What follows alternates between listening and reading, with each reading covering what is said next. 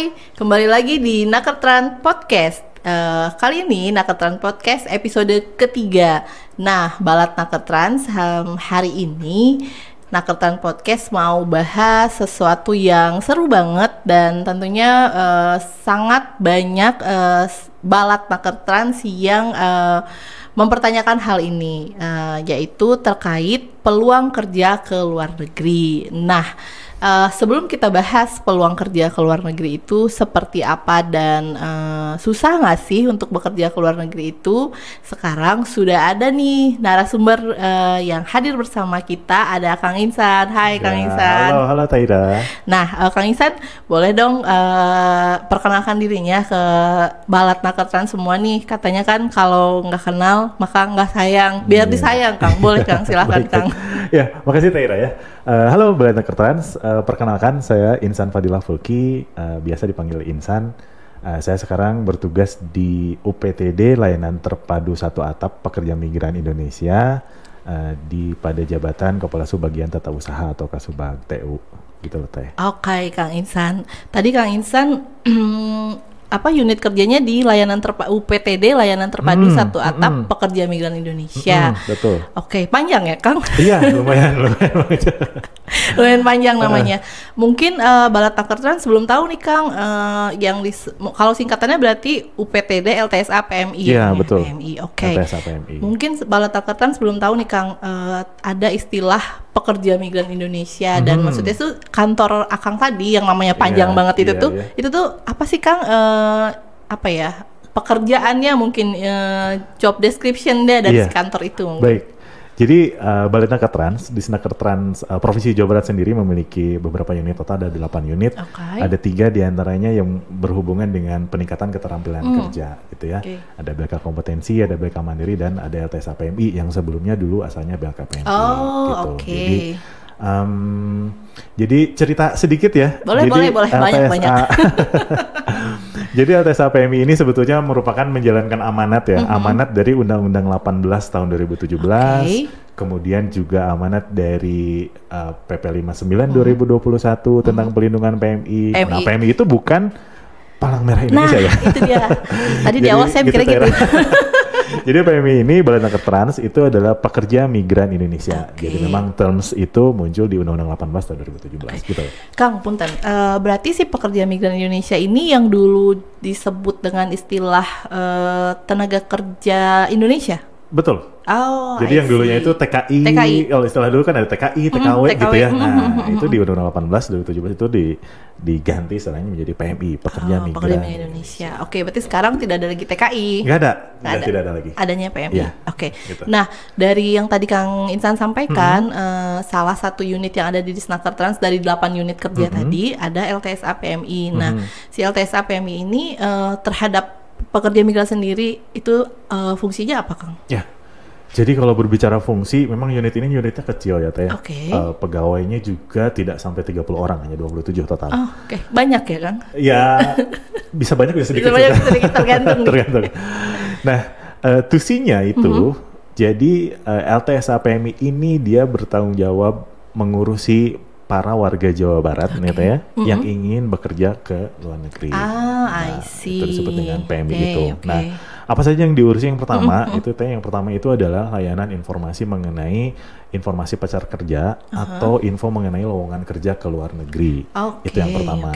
Jadi memang itu disebutkan juga di Perda juga disebutkan bahwa LTSA itu menyampaikan informasi lowongan kerja ke luar negeri kepada masyarakat Jawa Barat. Oke. Berarti bentar Kang, saya potong dulu. Berarti artinya kalau misalnya Balat Nakertran ingin bekerja ke luar negeri nih, itu bisa datang ke LTSA untuk mencari informasi tentang peluang kerja tersebut. Betul. Oke. Sebetulnya sekarang kanalnya sudah banyak ya. Kami juga kan sudah mengikuti perkembangan zaman. Jadi Balat Nakertran ini bisa langsung bersilaturahmi atau datang ke kita, ke kantor kami di UPTD LTSA PMI di Jalan Soekarno-Hatta nomor 584. Bandung. Itu okay. bisa nanti Balai Nakertan bisa langsung datang ke sana untuk mencari informasi lowongan kerja ke luar negeri, atau juga bisa jangkau kami melalui media sosial atau melalui website kami. Ya, media sosial kami itu sekarang posisinya ada Instagram dan Facebook, itu di LTSA PMI. Dan untuk website juga itu di ltsapmi.jabarprof.go.id.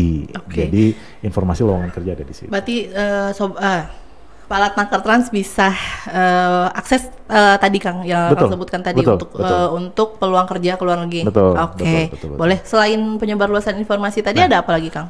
Layanan untuk pendaftaran CPMI melalui akun Siap Kerja. Itu bisa melalui LTSA PMI Provinsi Jawa Barat. Jadi Balat Nakertrans ini warga Jawa Barat yang ingin bekerja ke luar negeri. Jadi memang sekarang itu harus terdata ya, harus tercatat. Itulah kenapa muncul istilah PMI prosedural dan unprosedural, atau memang yang kalau di masyarakat ya PMI legal dan ilegal gitu ya. Jadi itu sebetulnya hanya tercatat dan tidak tercatat. Nah, jika tercatat itu dia harus melalui sistem Siap Kerja. Nah, bagi Balai Nakertrans yang bingung cara daftarnya seperti apa, persyaratannya seperti apa, itu bisa datang di ke LTSA PMI Jabar. Berarti itu kalau untuk pelayanan itu tadi diberikan kepada sobat migran yang sudah punya kontrak kerja mungkin ya Kang? Atau bagi yang baru mau juga mencari lowongan informasi juga boleh ke situ. Jadi misalkan, aduh saya pengen kerja ke luar negeri nih ya, gimana caranya? Tapi saya juga pengen prosedural, nggak mau ilegal gitu ya, bisa datang ke LTSA PMI, nanti bisa dibantu di pendaftaran ya untuk akun CPMI-nya dulu ya, di Siap Kerja. Di Siap Kerja tadi. Betul. Ada persyaratan yang harus diupload, baru nanti milih pekerjaannya di mana. Jadi bisa bikin dulu atau bisa nyari dulu, misalkan udah tahu nih baru bikin juga boleh. Itu bisa dilayani di LTSA PMI. Bisa dibantu. Udah 2 tuh. Kemudian yang ketiga apa Kang? Nah, yang ketiga itu adalah mengenai jadi gini, layanannya itu di LTSA PMI itu tuh ya, ada layanan sebelum bekerja, itu layanan sebelum, kemudian layanan sedang bekerja dan layanan setelah bekerja gitu ya. Nah, dalam tahapan sebelum ini tadi kita ada lowongan informasi, ada pendaftaran, kemudian juga kami ada pelatihan deh. Menarik, pelatihan. Pelatihan buat CPMI berarti Kang? Betul, pelatihan untuk CPMI. Itu pelatihan apa Kang? Nah, pelatihan ini jadi ditujukan bagi warga Jawa Barat yang ingin bekerja ke luar negeri. Memang terdapat beberapa kejuruan, tapi sekarang kami sedang dorong pelatihan ini pelatihan bahasa teh. Bahasa, ya, bahasa tertentu, maksudnya mungkin bahasa sesuai negara penempatan gitu mungkin Kang? Iya betul. Gitu. Dan kami lihat trennya, trennya kami lihat dan kita juga harus menyesuaikan dengan kebutuhan kerja ke luar negeri. Sekarang bahasa apa nih yang paling banyak diminta oleh si penyedia kerja di sana, agensi di sana gitu. Dan sekarang trennya itu lebih banyak negara-negara minta bahasa Inggris. Bahasa Inggris. Betul. Harus dengan dengan TOEFL atau TOEIC sekian gitu kan? Itu uniknya. Kami sudah beberapa kali membantu proses rekrutmen gitu ya, penyebarluasan informasi. Jadi ternyata di luar negeri itu, contohnya Eropa Timur, contoh di Eropa itu ternyata mereka minta persyaratan bahasanya itu tidak perlu melampirkan sertifikat TOEFL, tidak perlu melampirkan IELTS gitu ya, dan lain-lain lah gitu, sertifikat bahasa lain. Jadi terus apa dong? Jadi asal bisa basic skill communication. Gitu. Berarti nggak harus yang fluent dong, Kang? Nggak harus juga. Berarti di pelatihan itu, nih kalau saya berdasarkan tadi yang Kang Ihsan sampaikan, berarti di pelatihan itu nanti tuh yang dilatih adalah justru kemampuan berbahasa Inggris taktis ya, bukan grammar nezi. Betul. Bukan. Jadi memang pelatihannya kami juga kami desain gitu ya, pelatihannya bukan untuk passing the grammar gitu ya. Grammar juga dipelajarin. Betul. Cuman basic skill communication di bidangnya juga itu yang kami tekankan. Jadi setelah ikut pelatihan kami itu minimal menghadapi interview dengan interviewer di negara penempatannya itu dia bisa lancar gitu untuk berkomunikasinya. Ya. Dan juga syaratnya memang itu dari luar negeri juga ya asal basic dia speakingnya good gitu ya, ngobrolnya nyambung gitu, terus ngerti istilah-istilah teknis di bidang yang dilamarnya itu Oke, fine. Oke, fine. Oh, oke. Berarti kalau untuk itu pelatihannya berapa lama, Kang? Pelatihannya itu di kami itu 21 hari. Totalnya 21 hari pelatihannya. Jadi kalau di mohon maaf, dikonversi ke JP itu kurang lebih di 168 kali 20, ya 160 JP. Dan itu pelatihannya gratis ya, Balet Nakertrans. Wah, jadi, itu dia. Pelatihannya gratis. Tapi yaitu karena gratis, karena ini dibiayai APBD Teh.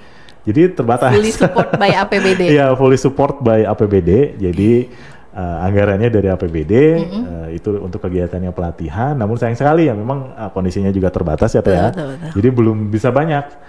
Jadi untuk tahun 2024 saja kami hanya 3 angkatan. Di 2025 juga kami ada 3 angkatan pelatihan.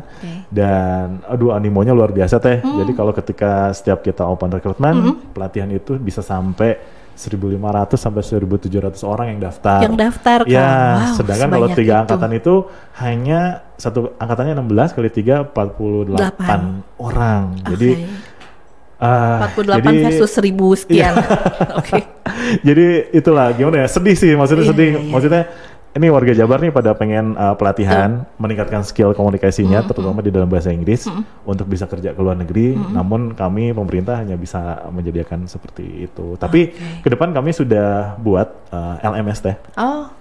Jadi kami sedang konsepkan pelatihan gratis, bahasa gratis tanpa disupport APBD. Jadi itu gratis semuanya. LMS-nya sudah jadi.